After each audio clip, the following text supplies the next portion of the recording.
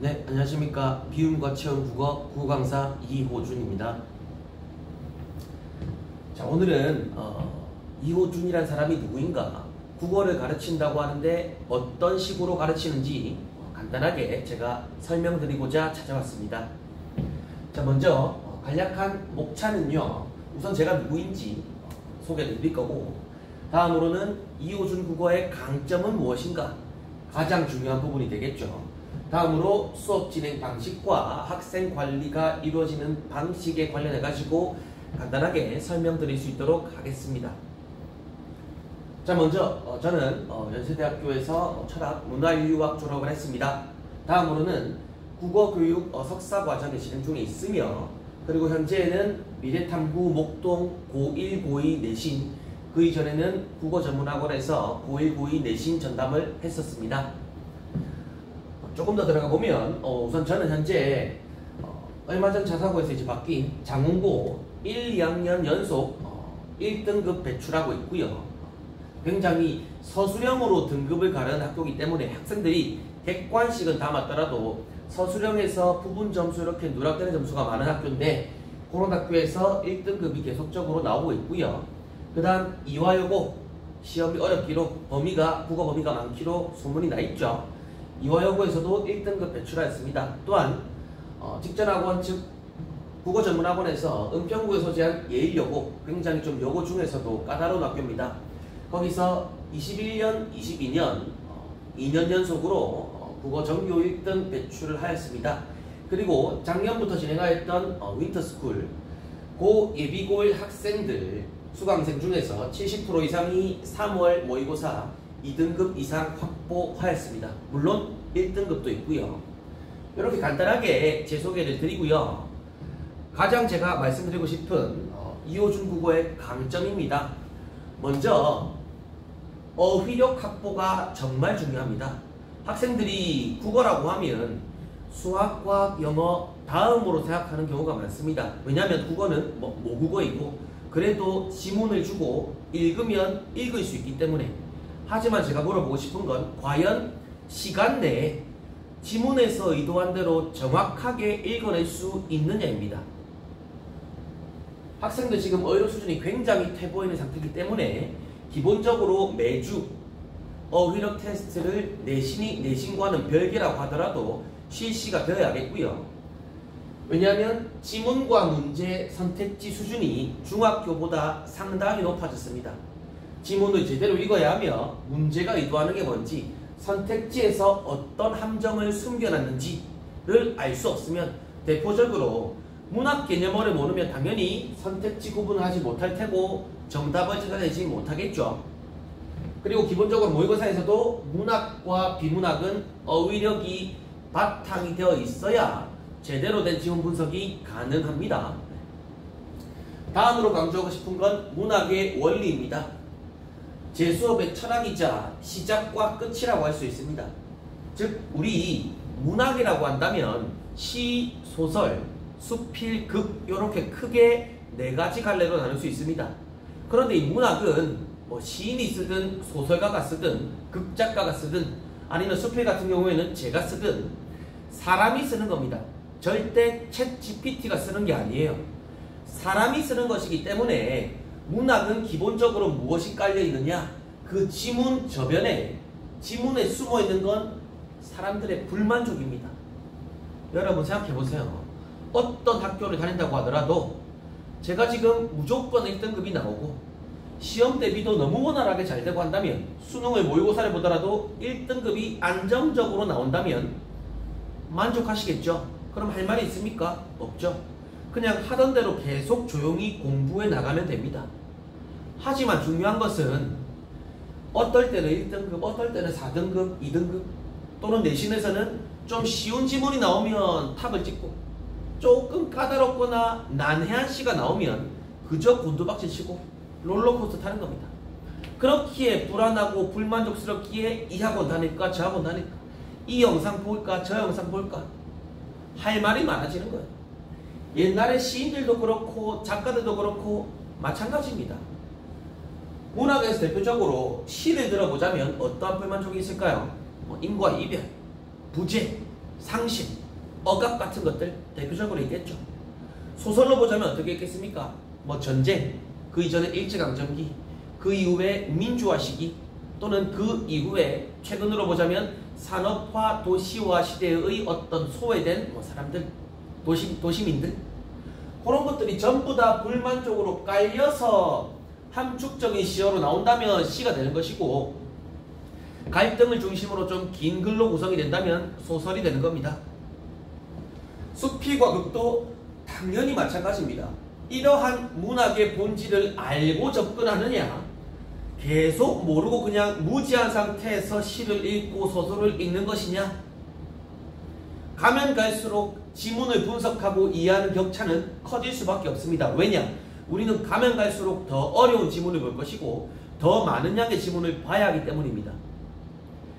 간단하게 이 시문학의 원리를 말씀드리면 4+1 5가지만 지문을 보고 학생 스스로가 찾을 수 있으면 됩니다.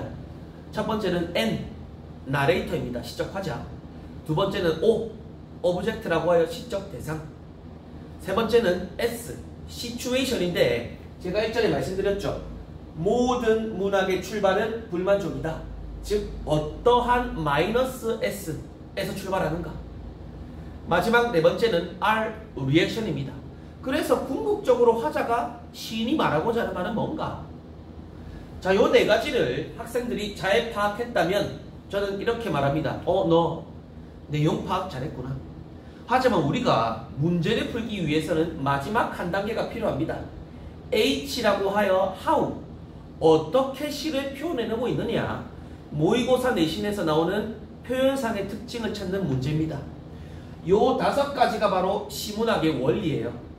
저는 내신 교과서든 외부 지문이든 모의고사 지문이든 요 시문학의 원리, 소설의 원리, 즉 문학의 원리를 토대로 일관되게 분석해 나갑니다. 그래서 학생들이 하기 싫어도 보기 싫어도 저절로 습관화돼 가지고 그러한 원리를 바탕으로 분석할 수 있게끔, 그게 제 역할이죠.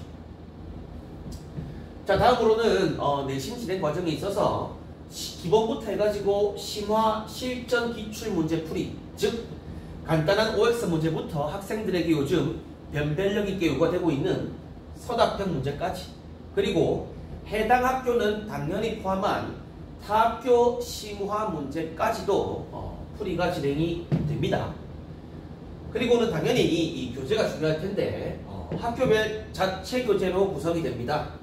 출판사를 토대로 한 핵심 내용, 여기에는 이제 제 손필기 자료까지, 마지막 직전에는 학생들 교과서를 다 거둔 선생님 필기 자료까지 추합한 교재가 배부가 됩니다.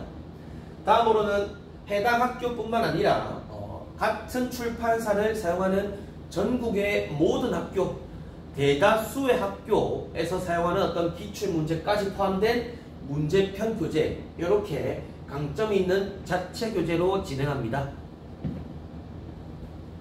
자, 수업 진행 방식은 요 4가지 사이클이 계속 반복된다고 보시면 돼요. 첫 번째로는 주차별로 기본적으로 교과서라든가 아니면 외부 지문, 작품 분석 들어갑니다. 당연히 일관된 분석에 따라서 문학작품은 진행하겠죠. 두 번째로는 클리닉 통해서 반드시 클리닉을 진행해야겠죠. 매주 기본 1회입니다. 부족한 영역은 보충학습 들어가야 합니다. 물론 학생별로 조금 빠진 부분, 좀 부족한 부분이 다르기 때문에 되도록이면 1대1 강사 개별 클리닉 진행됩니다. 다음으로는 주간 테스트를 통해서 직전 수업 내용을 확인하는 작업이 반드시 필요하겠죠. 이 주간 테스트에는 학교별로 최대한 비출 유형에 맞춰 서술형이 중요한 학교다라고 한다면 주간 테스트는 서술형으로 진행합니다. 그리고 마지막에는 테스트 미통과자는 제 시험 보고 다시 숙제 검사를 하며 추가 자료까지도 배부됩니다. 진행되면 다음 주차 진행하고 이렇게 요 한 사이클이 계속 반복된다라고 생각하시면 되겠습니다. 자, 다음으로 학생관리는요. 지금 영상에서도 만나보시고 계시지만 매주 수업 관련 자료가 영상이 제공이 되고요. 그래서 복습 충분히 가능합니다. 만약에 결석했다면 결석 영상 제공하고 결석한 수업 내용에 대해서는 클리닉 시간을 통해서 점검하는 과정을 거칩니다.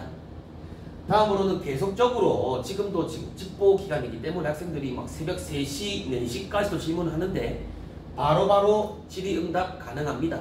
부담 갖지 마시고 연락해 주시면 되겠고요.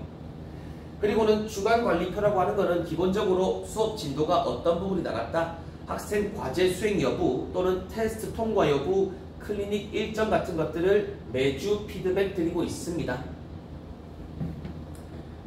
자, 추가로 말씀드리면 교재인데 첫 번째 보시는 거는 빛의 비움과 채움 문학편이라 해가지고 문학의 원리, 시, 소설, 극, 수필, 기출 지문과 함께 문학이 어떤 원리로 우리가 공부할 수 있을지 이런 것들은 내신부터 모의고사까지 대비할 수 있는 원리서입니다. 그 다음으로는 문법 교재인데 고등학교 1학년 같은 경우에는 음운변동 맞춤법, 중세국어, 그 다음에 문법 요소가 기본적으로 들어가기 때문에 맞춤 고1 제작 문법 개념서고요. 고2 같은 경우에는 지금 언어와 매체 같은 고등 전과정 문법을 총망라한 개념서입니다.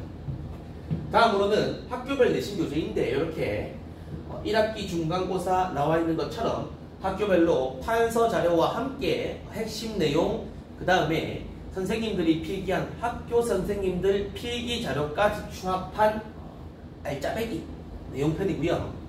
마지막으로는 기출 문제인데 아까 말씀드렸듯이 동일출판사 타학교 기출까지 포함된 문제집입니다. 요 두 유형 같은 경우에는 한 번에 나가는 것이 아니라 한 2주에서 3주 정도 걸쳐가지고 매주 나갈 것입니다. 왜냐면 어느 정도 예상되는 학교 진행 범위가 있다고 하더라도 매번 조금씩 달라질 수가 있기 때문에 그런 것들은 학교 범위에 맞춰가지고 그때그때마다 교재가 배부가 될 예정입니다. 자, 여기까지 해가지고 점수로 보상받는 이호준 국어, 즉 비움과 채움. 비움과 채움이 뭔지 궁금하시다면 비워라. 지금까지의 나쁜 습관은 비워랍니다. 채워라. 뭐를 채워라? 이호준 국어로 채워라. 즉 비움과 국어, 비움과 채움, 이호준 국어에 대한 간단한 설명이었고요. 궁금하시다면 해당 연락처로 누구인지 무엇에 대해서 궁금한지에 대해서 설명해드리겠습니다. 그리고 유튜브라던가 블로그 같은 경우도 연락 주신다면 얼마든지 링크 발송해 드릴 테니 알려주시면 최대한 성심성의껏 대답해 드리도록 하겠습니다. 지금까지 이호준이었습니다. 감사합니다.